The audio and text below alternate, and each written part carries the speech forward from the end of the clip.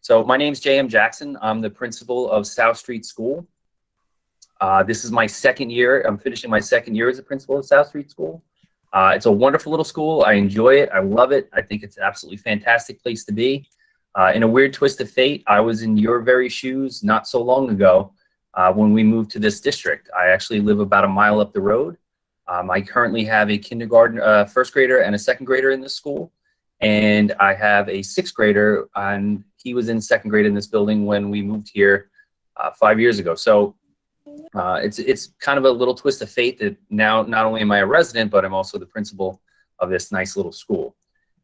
So joining me today, I have Nurse Catherine Williams. She's our nurse here at South Street School. Nurse Williams, want to give them a little wave so they know who they're looking at? Okay, Nurse Williams is going to be sharing some important information with you also towards the end of the presentation. We'll have some time together today. Unfortunately, with this particular setup, we're not going to be able to have our typical Q&A that we would normally have for a kindergarten orientation because we do have to get through much information to be shared with you.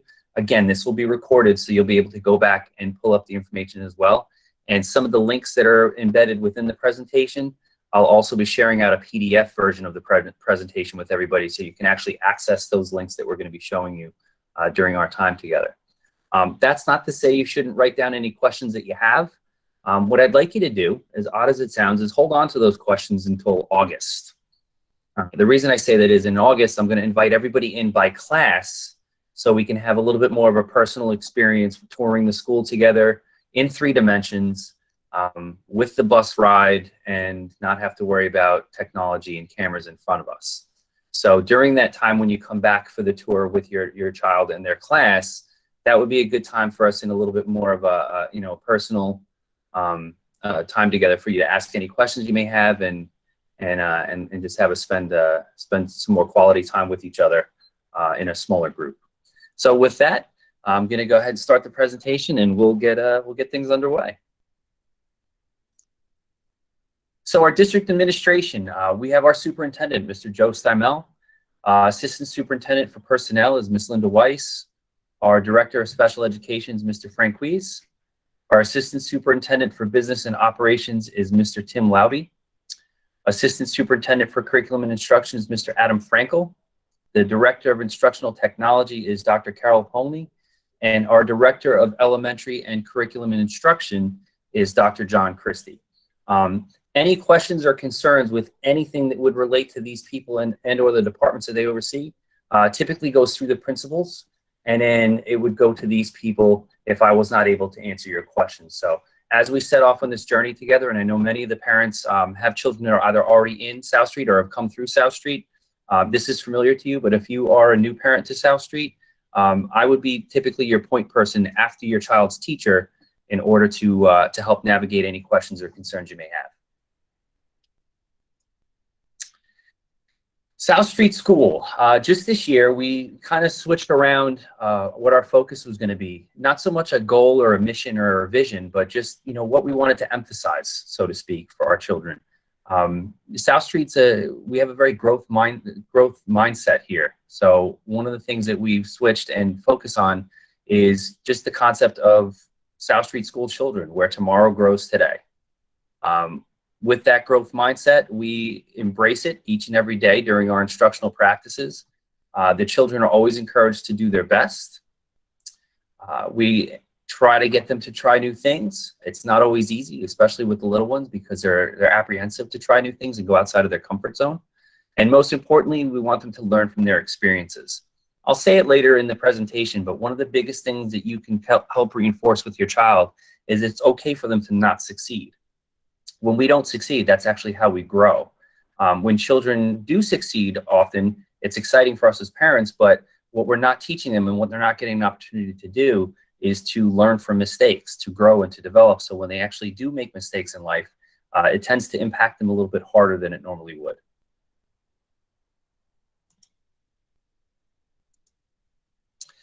Our kindergarten teachers that we have, again, these will be your first contacts. That'll be your child's teacher.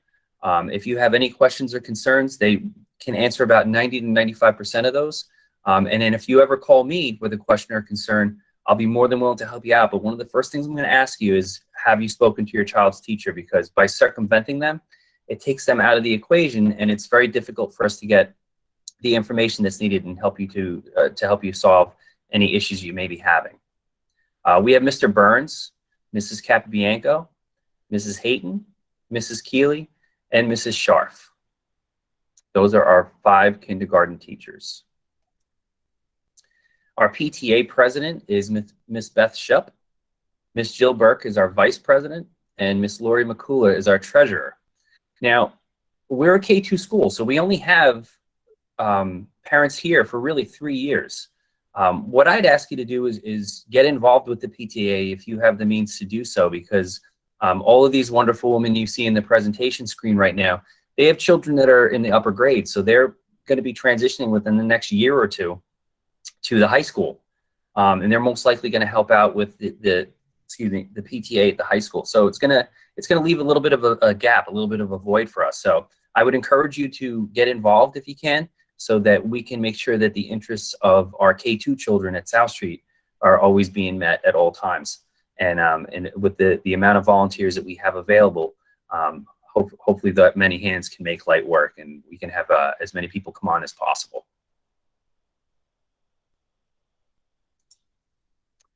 School contacts, again, there's myself, J.M. Jackson, I'm the principal here. Miss Mary Kay Carvelli is my secretary. She's our office manager. And Miss Catherine Williams, who's joining me today, is our school nurse. The main office number is 631-801-3140 at the bottom. To contact any of these people or to contact your child's teacher, you would dial that number. Many of our teachers use a messaging platform called Remind. So you'll be able to have almost like text abilities with your child's teacher if that is a platform that they so choose to use. It's not something that we mandate throughout the district, but I'm finding every year that more and more teachers actually are using that platform. The school-wide supports that we have available. We have Mrs. Bassarico. She is our school psychologist. Mrs. Gardella, our social worker. The two of them combine to make up our SEL staff, our social emotional learning staff. We have Mrs. Corbett. She's our reading teacher. Miss Work is our L teacher. Miss Jaffe, Miss O'Leary, and Miss Morrison are our speech teachers. And then finally, we have Mr. Petriello, our head custodian, also fondly referred to as Mr. Jules by our children. Important information, our school hours are currently 9:10 to 3:40. We stagger our walkers at the end of the day, and we begin calling kindergarten at 3:25, 3:30 first grade, and 3:35 second grade. The reason we stagger them, and you're going to find in this presentation that we are focusing on our current restrictions that are in place due to the pandemic. We thought it would be easier to just share with you our current restrictions and kind of get everybody's mindset for the fall. Obviously, with the hopes that in the fall everything's going to be back to normal and we won't need this. We felt it would be easier to transition to the norm rather than have everybody kind of come up to speed with what the expectations are for right now. Just a way to really hedge our bets. So that's why we have our walker callings staggered. They're usually not staggered this much. It's just to keep as few people as possible at the back door for pickups. Our buses are typically released around 3:45. I know it seems strange when you have a school day that is scheduled as it is from start to finish. Why is the bus dismissal around 3:45? It's simple. They have to go to the bathroom. If they're going on a vehicle, for whatever reason, bladders kick in and people have to go to the bathroom. So it's pretty much of a 5-day week. I'd say a good solid 3 of those days, I have to check with Nurse Kathy to make sure her office is empty. And we have to make sure that all children that need to use a restroom before they get on a bus have indeed done so. And with nearly 300 children in the school, if we only have 4 or 5 in a week, that's a good week. If you are picking up your child from school, please send an email to your child's teacher or call the school. Identification must be shown to our greeters. That's Miss D'Angelo. She's a very lovely lady that sits at the front desk. If you've ever had the pleasure of speaking to her, she's extremely nice. One of the reasons she's extremely nice is that she is a trained flight attendant. She's actually trained to be nice, but I think when you couple that with her personality, you get the lovely Mrs. D'Angelis. She will be checking with you very politely to show ID. The great thing about Mrs. D'Angelis, she has an uncanny ability to remember names in faces, even behind masks. So after you show her your ID for a few weeks, typically she knows it's you and she'll address you by name, okay? For more of our bus information, please be at the bus stop 10 to 15 minutes early, especially in the beginning of the year, because the bus drivers are getting used to their new routes, and there might be a difference in the morning from the afternoon in terms of traffic on a particular road that could extend that. So try to be flexible with the bus drivers as they're getting to learn your child's route, especially in the beginning of the year. All students for now must wear masks for the duration of the bus ride. Students picked up first will walk to the back of the bus and fill in those seats first. For now, it's very important that the children stay in the seat they're assigned. If they have a sibling, they're seated with that sibling. The reason we do that is for, God forbid, the need for any contact tracing. We need to know who's sitting where on the bus and their proximity to other children on the bus for that reason. Again, I'm hoping a lot of this gets lifted for the fall, but should it not, it's just easier for us to go over our current protocols now with you. Please establish a backup plan in advance for any delays, especially in the beginning of the school year. Know who will meet your child at the bus stop in the afternoon. All children, without adults meeting them at the bus stop, are going to be returned to school. I understand sometimes people will fall asleep, they'll be taking care of something else, they lose track of time, it happens. When that does, usually a panic sets in.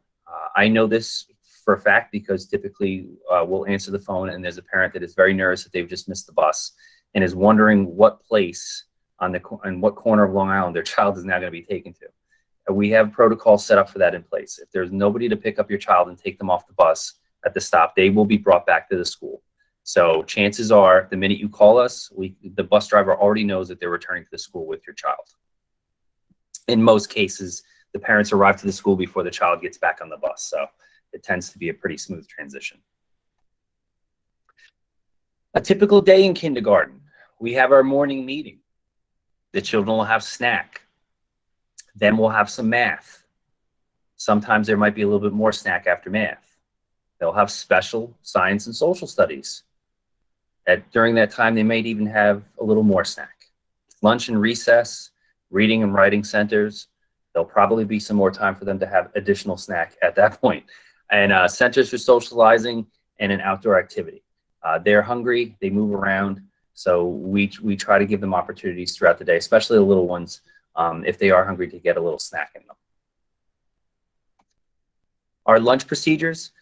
For now, children will eat lunch in their classrooms. Hopefully, once everything's lifted, they'll be eating in the cafeteria as they normally would. They will either have lunch first or recess first, depending on the schedule. So in each grade, we have 4 sections. 2 of those sections will be in recess out at the playground. The other 2 will be having lunch, and then they'll switch. Children will also have a choice of hot or cold lunch. You'll have the opportunity to place lunch orders starting Friday at 2 p.m. until Sunday at 11 p.m. We send out frequent reminders about that because after 11 p.m., we actually can't take any more orders for your child. So if you're anything like our house, you're very motivated to make sure your lunch order is in by 11 p.m. On Sunday evening. Meals are currently delivered to the classroom. Again, hoping we have everything back to normal in the fall. It'll be delivered via the kitchen to the children, and they'll come through and punch their codes in. We are an allergy-aware school, so we ask you to not send your child in with peanut or tree nut products. For further information on lunch menus, there is an active link here. It takes you to our webpage, and it'll give you information on that webpage specific to the products that are in the food, and the any safety concerns you can have would be addressed there. Let me just make this bigger again. There we go. Specials. Your child is going to have physical education 2 times a week. They'll have library 1 time a week. Art will be 1 time a week, and music will be 1 time a week. Currently, art and music are both being pushed into the classrooms. PE, we try to get the children outside on any year as much as is humanly possible. Otherwise, they'll be in the gymnasium, and library is taking place in the library because we have enough space in there where we can safely spread the children out. for that. For math, in math, we're counting to 100 by 1s, 5s, and 10s. That's one of their math goals for the year. Also, writing numbers from 0 to 20. The concept of more or less, there's really a lot of fun opportunities that you can have when teaching this concept to your children. One of the best places to do it would be in the supermarket. If you're putting things in your basket, if you need 3 things of spaghetti, is this more or is this more? And you show them a different quantity, a different value in front of you. So taking the everyday world that we live in and kind of flipping it around and trying to look at it through the lens of your child is one of the easiest way to help them grow and develop in school. We also cover addition and subtraction and place value in math in kindergarten. It seems like a lot. It seems very overwhelming. I know. I remember even being a teacher and my children starting kindergarten thinking the same thing, but you'd be surprised what they're able to pick up. For reading and writing workshop, we use the Teachers College workshop model as part of our balanced literacy approach. That means we will typically have a mini lesson that'll span anywhere from 10 to 12 minutes at the beginning of each reading and writing lesson. The children will then transition to small group work. They'll take that skill that they learned and was reinforced in small group work, and that will carry over into their independent practice time. And then they'll also have centers where they can learn from each other and collaborate and work together. In social studies and science, the topics in social studies, the children learn about themselves, the neighbors, their community, wants and needs that they have, what the difference is between them, symbols of citizenship, rights and responsibilities, and also making rules. A lot of these things, especially in social studies, are really, they transcend the entire experience that children have in school. For instance, making rules, many of the kindergarten teachers will actually establish classroom rules with the children at the beginning of the year. By making them part of that process, it's easier for the children to recognize and learn, this is a rule for our class. We're supposed to do this, we're not allowed to do that, and they're able to support those rules amongst themselves as a citizen in their classroom community. So we really try to take all the elements of social studies and entwine it into our daily lives in school. For science, we have some new standards, science and engineering, like constructing a building, bridges. Disciplinary core ideas, we focus on content and forces. And then we also have cross-cutting concepts for math and ELA. And we have an exciting new adventure for next year where we're going to be bringing in a STEAM lab into the school. For anybody that doesn't know, a STEAM lab is basically science, technology, engineering, math. And it allows kids to explore all of those disciplines really in one go. So we're very excited to start that initiative and have it support our science curriculum even more. The other thing that we're going to be offering next year, similar to the STEAM lab, but not to be confused with it, is we're going to have a Makerspace Initiative that's taking place, where children are going to be given an opportunity to build, to create, to work together. For Makerspace, an example of that, we might have parents collect toilet paper rolls over the course of a month and send your child in with a bag of toilet paper rolls, and just to see what they can come up with, what they can create with those toilet paper rolls. So Makerspace is more of like a version of the STEAM lab that's a little bit more creatively centered. The nice thing about the Makerspace Initiative is when we have a rainy day and we can't go outside to play, rather than having the children sitting in their classrooms, some may be able to go to the STEAM lab and use the Makerspace materials to invent or create things, which is another way for them to stimulate themselves and grow and learn during their free time. What can you do to help your child get ready for kindergarten? This is a question that many parents that are new to kindergarten ask just about every year. I've already gotten about a dozen or so emails saying, my child's starting kindergarten, they're my oldest child. Is there anything that I can be doing for them to help them prepare them for kindergarten? These are the steps right here. This is the formula to prepare your child for kindergarten. Read as much as you possibly can. Let them hear you reading. If you're reading a newspaper article online, if you're reading something that was sent to you in the mail, read it out loud to them, because 80% of a child's language is learned through listening and not through actual exploration of their own. They're actually picking up 80% of our language just by listening to you speak. And I think we all know we have to be careful what we say, because they will repeat it. Another thing you can do to prepare your child, encourage independence. It's okay for them to want to do their own thing if they have siblings. Encourage that. Try to reinforce with your children that if somebody wants to do one thing and they want to do another, that's fine. Doesn't mean they can't play together in 15, 20 minutes or so. Also read. Establish routines. They're very structured. When you break away from that structure, it becomes a problem. We see that in our school every day. If there is a fire drill, we're practicing a fire drill, but it will also completely upset the routine of the school. So that 5-minute fire drill really is like 35 minutes to get them refocused into what they're doing, because it just upset their routine. So much so is when we have fire drills, I do try to do them in clusters. I'll have like 3 or 4 in a given week in order to have them kind of makes them expect it a little bit more, and doesn't seem to have as big of a setback for them. Again, read. It's a great thing. And prepare your child emotionally, and then read. The biggest thing you could possibly do. Other things you can do to help them prepare them: recite the alphabet song, recognize letters, write numbers 1 through 10. Numbers and letters, easy thing that you could do around the house. One of the things that we did with our children we would put the letter of whatever we wanted to identify in the house. For instance, a cabinet, we'd put a C on it. Once they started recognizing that C, then we would put the rest of the word behind it, cabinet, and then they would start recognizing what a cabinet was. We would do a W for windows, or we found a D hanging off the dog's collar one day, and I kind of figured what my older son was trying to do for my daughter. So there's definitely some fun things you can do around your house to help reinforce this for the children. Writing their name helps with self-identity, recognizing and drawing simple shapes such as circles, triangles, and squares, and also reading.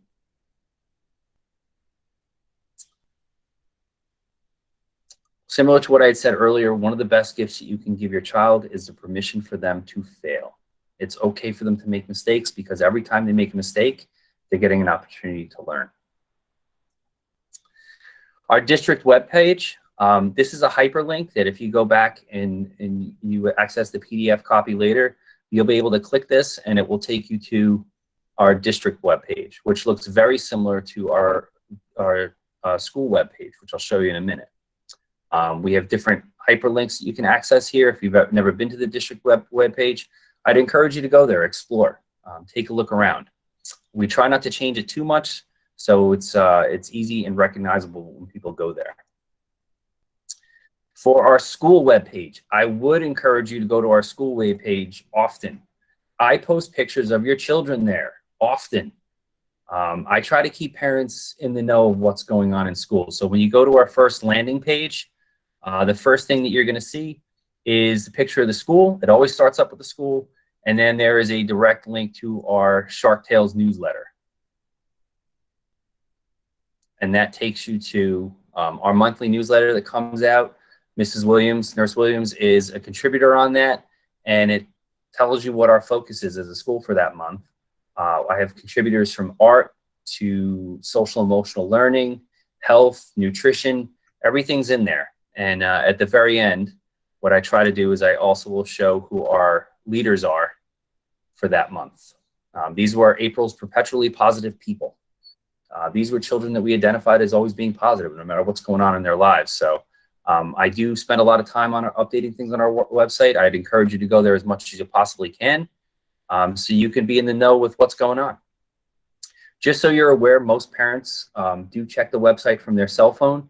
Understand that our webpage, as it's laid out, is in one column from your phone. So it's not that something's missing. It's just you have to scroll down a little bit more, because it's going to go the left column, center column, and then right column first.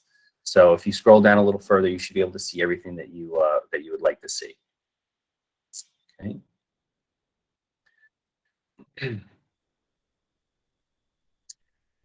My Twitter thing's missing. There it is. Okay. So what I would ask everybody to do, I'm going to give you a homework assignment.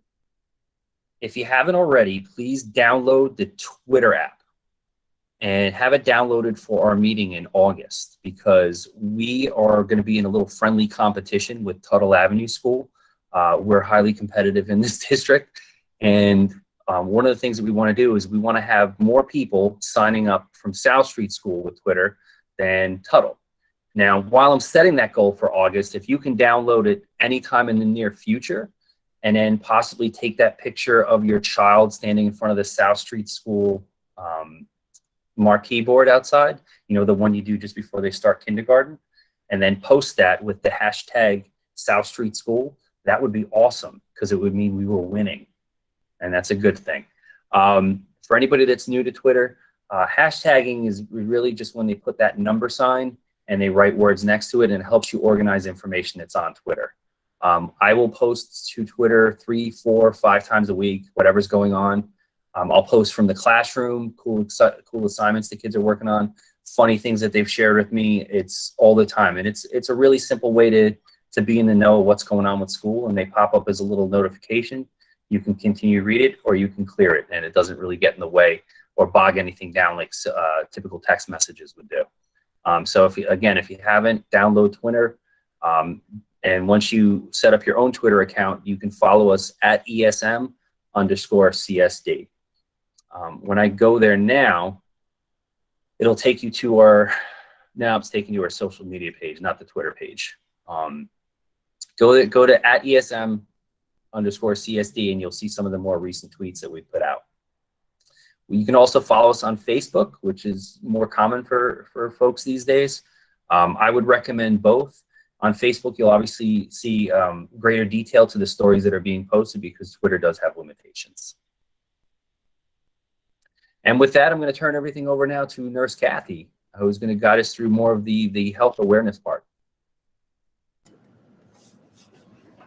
Good morning, everybody. It's so nice to meet you, and welcome to South Street.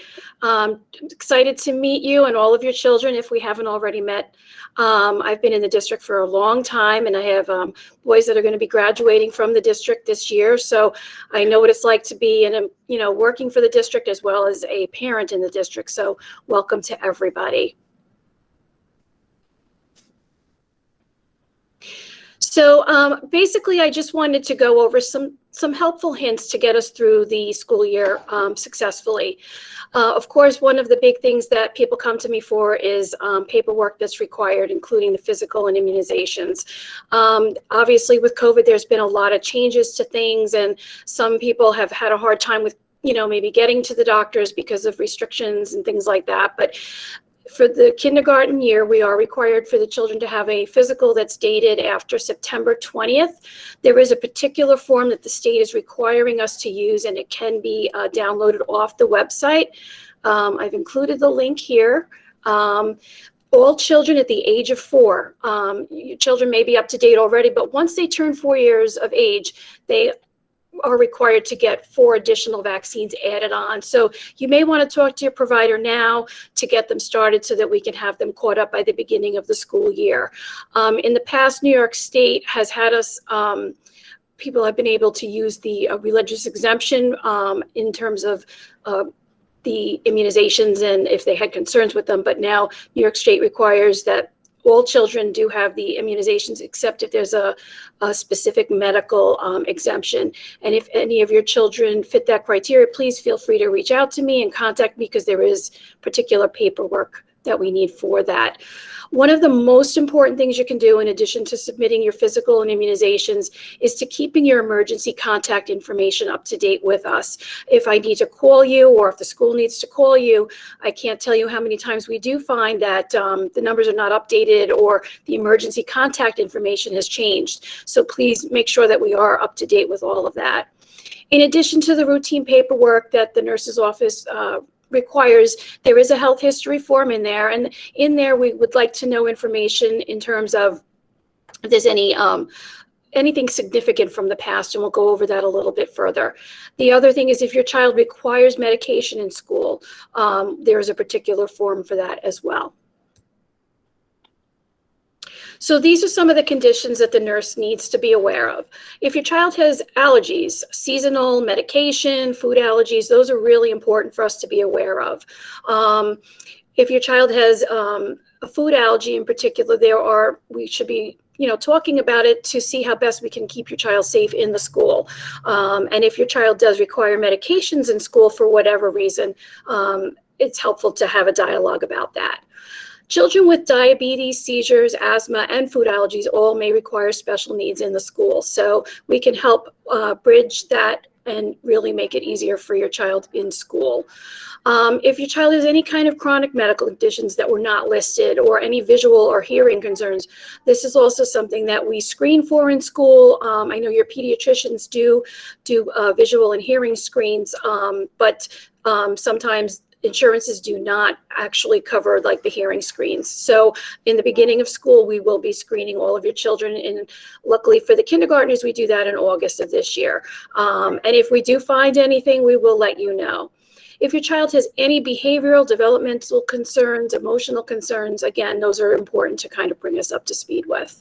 If your child has any kind of history of like, it hasn't been mentioned there, but prematurity, any kinds of issues during the early developmental stages, if they've had surgeries, ER visits, head injuries, fractures, or other injuries in the past, or that come up along the way, again, we need to be notified about that. So COVID has brought about a lot of changes to the way we do things in school. And as you know, we're in a current state of flux with that as well. So what I'm going to do, as Mr. Jackson had said earlier, is just review what we are currently doing in the school. Again, please be aware that that could change over the next couple of months before you actually start. So one of the important things is that we are integral partners in managing your child's health. So it's important for you to be obviously monitoring your child for symptoms of illness. There is a parental screening questionnaire that we request that you fill out. When the children do come into school, there is a temperature that is obtained to make sure that they're okay. Children are required to wear masks. We do have protocols about social distancing, hand washing. All of this is listed on our website and can be located there. And if you have any questions, please let us know. But if there are changes or new things that are developed, they will be updated there. If your child is absent, it's very important that you let us know. We want to, it's important that children do get to school. The learning environment is important, and even missing 1 or 2 days can have a significant impact on your child's learning. So please call the attendance office, send in an absence note upon return. If your child has been absent 3 or more days, you may be contacted by the nurse's office and you may be required to have a doctor's note to return. If your child has symptoms of COVID or that resemble COVID, please see your doctor, and we will have to follow the COVID protocol for them to return to school. So these are some of the symptoms that should, you know, make you think to keep the child home.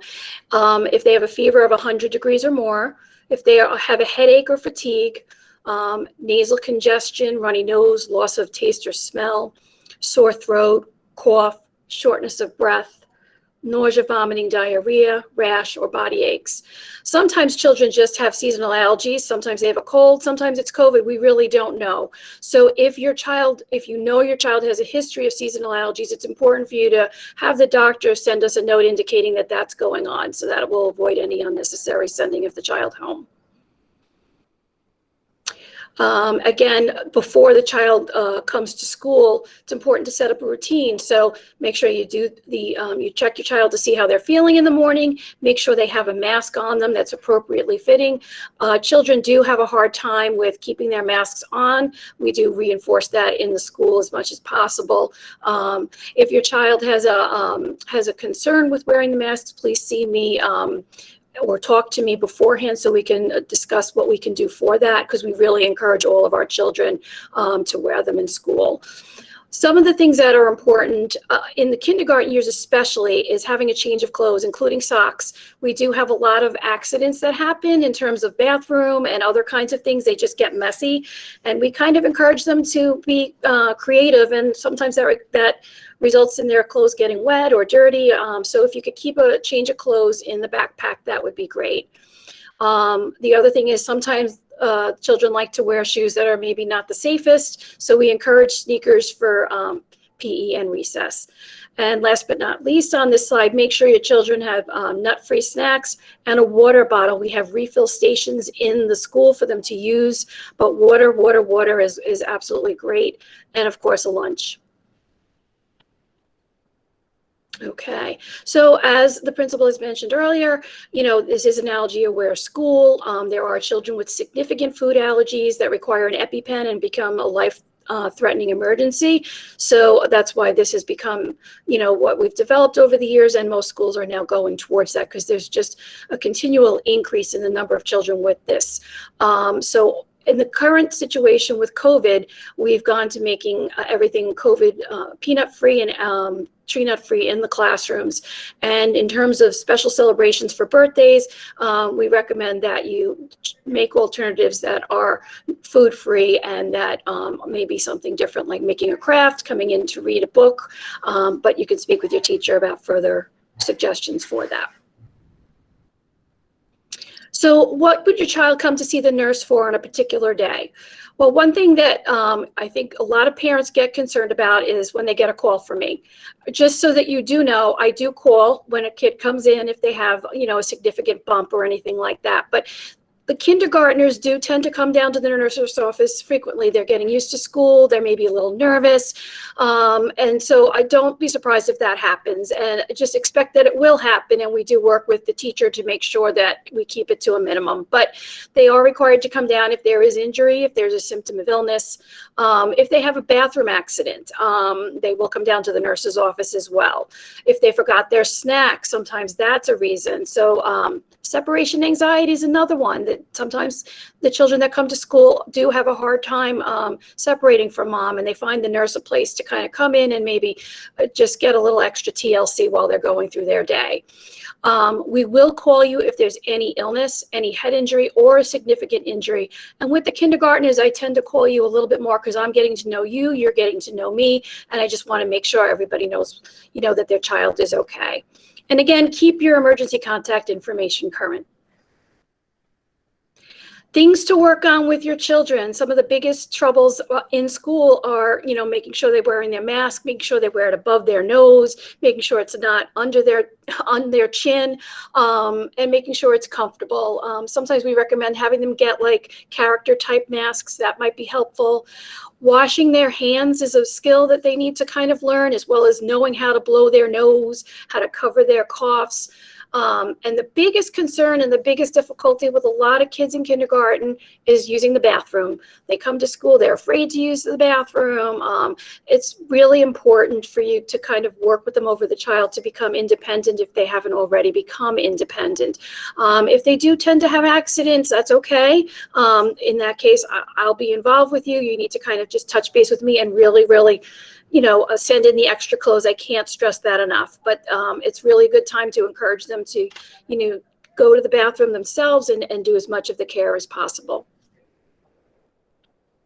So this is my contact information, my school phone number, the fax number for you to send any forms, my email address. And I also do have a Google Classroom that I update specifically over the summer for kind of videos and things like that, and books and stuff that you can read with your child about getting ready for school. Thanks, Nurse Cassie. I appreciate it. Thank you. So one of the things that we may go toward, and we're still exploring this as a district, is a platform called Final Forms. And what it basically allows us to do is it takes all the forms that parents have typically had to fill out for school, which is a lot, especially when you couple it with the medical forms that get sent home, and allows us to put them in digital format and make it accessible to parents through your child's personal account. It's easier for us to collect because once it's completed, you just hit submit. You don't have to send anything in with your child.